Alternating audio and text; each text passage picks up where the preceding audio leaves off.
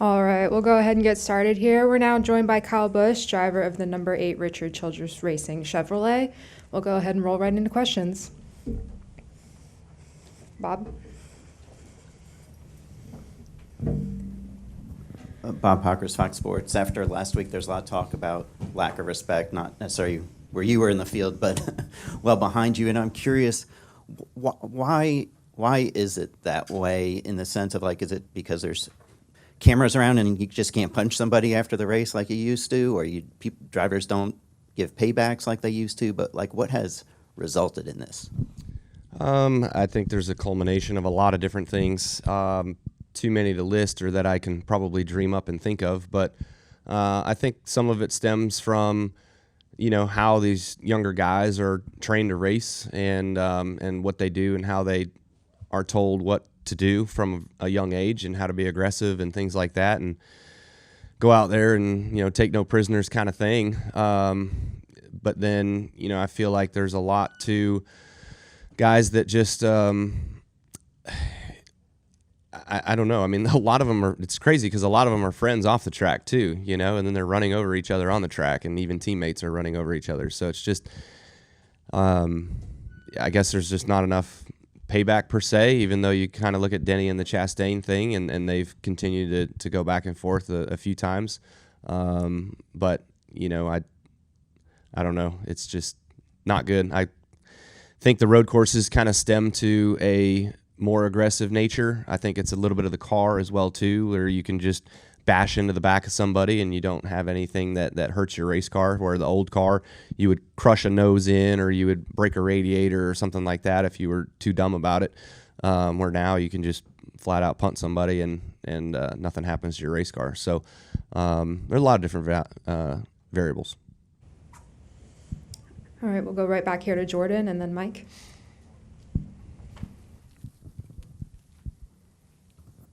Jordan Bianchi, The Athletic.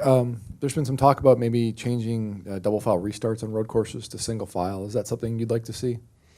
I mean, we talked a lot about, I think, respect and stuff like that last year at Indy. Indy road course is super terrible for it, just because you have that long straightaway where we're all bunched up 2x2, and then you fan out 4 wide, and then you got to come down into 2 wide or even single wide trying to get through turn 1 and turn 2. But same kind of thing happens at COTA. The Chicago road course, who knows the hell's going to happen there. If somebody gets turned sideways in one corner, it's going to be a track block, and so that's going to be interesting. So I mean, single files, I for Chicago, I think there's no question you can't go without it, that you have to go single file. But it would probably help a little bit. Just spread some out. You're still going to get guys that dive bomb and go 3 wide if they're at least relatively close enough, because the car allows you to do that, right? The car allows you to take that chance of throwing it in on somebody and just knock it into them, and you don't care. The second question is about the Hendrick penalties. This week, the appeals panel said that Hendrick did something to the Luluvers, but they also did give some of the penalties back to the Hendrick, and mainly the points. And your reaction to that? Yeah, I don't know. The precedent was set early on with this car and in the meetings that we had with NASCAR about not messing with stuff and taking it pretty seriously. Last year, a few guys got busted and they had all their stuff upheld. So, for it to not be completely upheld this time around, I think shows a break in the system. And, I guess it's a matter of what you think you can get away with or how you build your case, how good your lawyers are. More money, more lawyers, better lawyers. Mike Embry, NBC. You mentioned Indianapolis. The first turn there last year was bordered on crazy, repeatedly. Is there a solution to that, or is that among the reasons that the oval would be better there? Yeah, I mean, I think the solution could obviously be single file restarts. I think the solution also could be that when you leave, I don't know what the turn is. I think turn 13 is the sweeper before the front straightaway. So 12, if between 12 and 13, if the leader was allowed to leave there and start building speed, you're still going to have the tail of the field that's braking getting into turn 10 and have to come through that S section before getting onto the front stretch. So, like, to me, that could be a solution where you're going to break up, the field a little bit and get some separation, so then you don't have as much calamity. Would you prefer going back to the oval? Yeah, I don't know why we ever went to the road course, to be honest with you. I don't think it really did an uptick or changed a damn thing in Indy.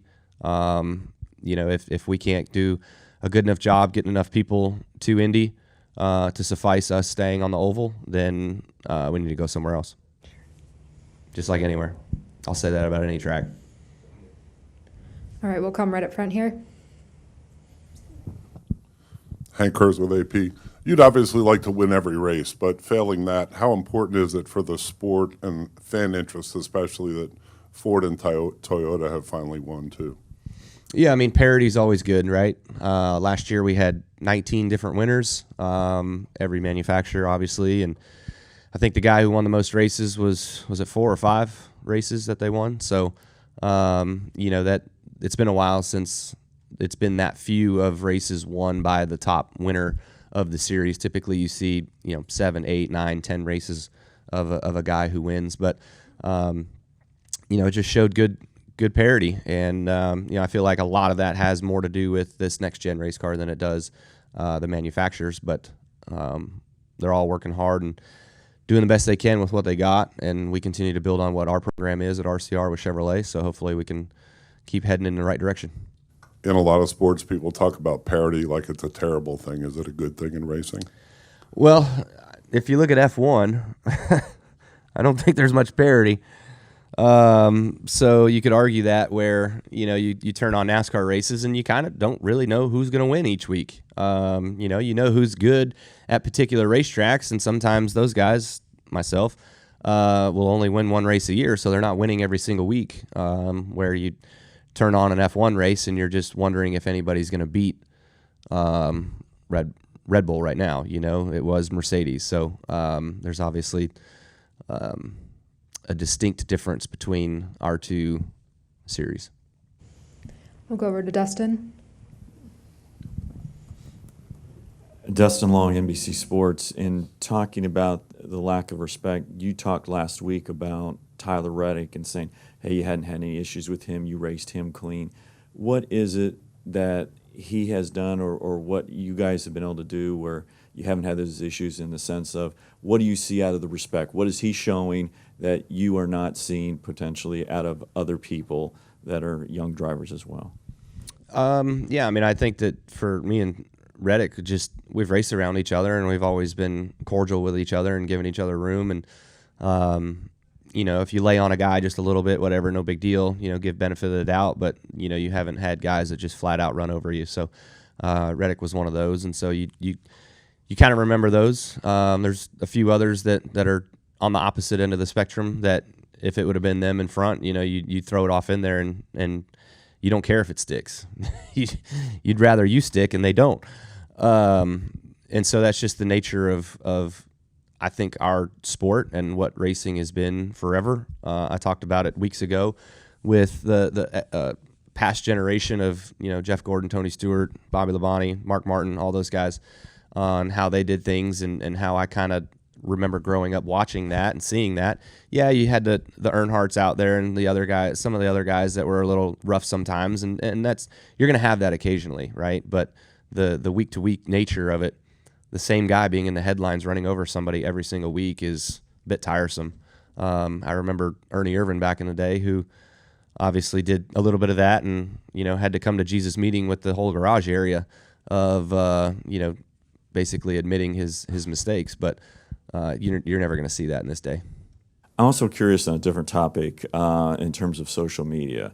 Obviously, you can get your word out in a lot of different forms. Obviously, a lot of news coming out about Twitter potentially or looking at taking away the blue check, the verified marks for people. I know you can get your message out on Instagram and Facebook, but obviously you do a lot through Twitter. Is that something, one, that you're looking at keeping the blue check and paying for it? And if not, does it change potentially how you might interact with fans or give some of your messaging because without the blue check, there may be some things where your message may not be as seen as much. This sounds like a politic question. I'm not into that thing. Yeah, that's not good. Why? Twitter's not a good thing anyways, but why ruin a good thing? The way that it is, it just doesn't make sense. So I feel like you're getting muted in a sense hearing that. That's the first I've heard of that. I had no idea. So would I keep the blue check mark? If I have to pay for it? Probably not. I'm cutting all my subscriptions right now. I don't need anything. I don't need TV. I don't need my phone. Nothing. So cut it. I'm out. Any other questions? Yep, Bob up here.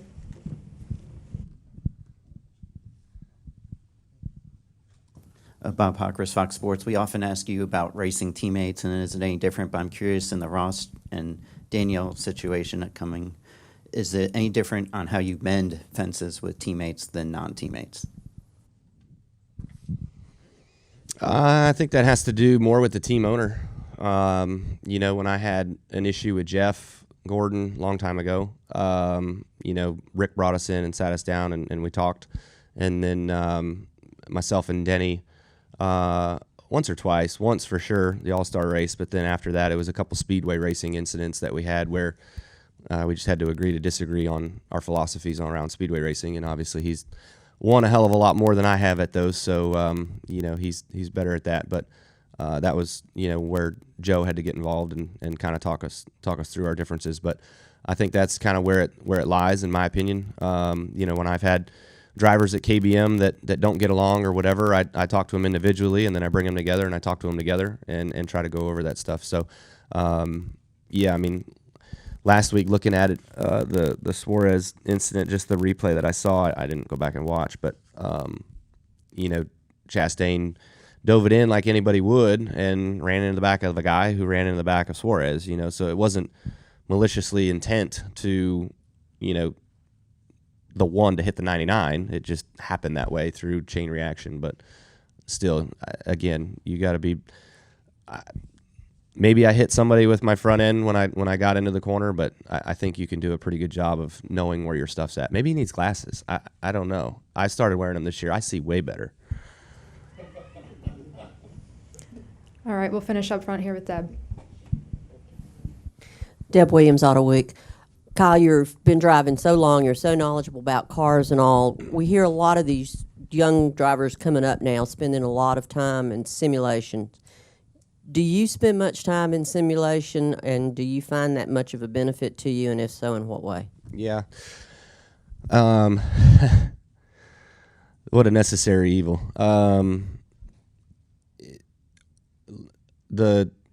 I have been in the Chevy sim more in the last 2 months of me being allowed in it than I think I have been in 3 years of the Toyota sim. Trying to get intertwined and ingrained into the system and how our setups are and how it feels and how it drives. I did the Coda tire test, so then I went in there and had to model the tire and build the tire to what I felt like the tire should feel like. And then, same thing, you always go in. We have a rotation of different drivers that go in after races and post the racetracks that we go to. So, like, I did Phoenix a little bit. I did Coda again. So there's a bunch of stuff that happens behind the scenes. And what's been most useful for us probably, I would say, was Fontana was really close. It was probably the closest to sim that we had on the real track and lap times and everything, and our car feel was right on point. And so that gave us we won that one, so that was really rewarding. But then you go to Vegas and Phoenix and you struggle, and you can run 7th to 10th, and it has a similar feel, but you don't have the same speed. Like, your lap times are off. Like, if we were running the lap times that we ran in sim in real life, we would be up front leading all the races, but it's just about finding that grip. Like, something's not correlating between the sim and then the shop and the car that gets built that then gets brought to the racetrack. It's not the same model. That the car in the shop is not the same model that is the car that's in the sim. So we got to work on that. So that's where your knowledge then of racing, as long as you've been racing in cars and all, would be more beneficial to you than like the sim is for the young kids? Yeah, I mean, I'm the best sim we got. You know, I'm the most expensive one too. So I take pride in that because I feel like I give very detailed and it can explain a lot about the feedback of the race car and what it's doing and its attitude and its nature and what happens on the short run, the long run, all of that stuff. So that's really where you get a lot of information is the post-race meetings that we have and dissecting me, basically downloading me and getting the information so that the crew chiefs can go back. Like last year with Ben, we struggled on sim and not seeing the correlation. So a lot of times we would just go off of our last race notes, what the setup was, what I said that needed to do better, and then just change the car around some of those ideas and not validate it on sim and go to the racetrack and we were fine or we were okay. But that right now is not how we're doing it. This year we're going to sim and we're trying to make that tool as representative as we can. Yep. Well, thank you so much, Kyle, and good luck this weekend. Thanks. And just a reminder, we'll have our top 30 drivers coming in starting now. The bullpen will close during practice and reopen during qualifying.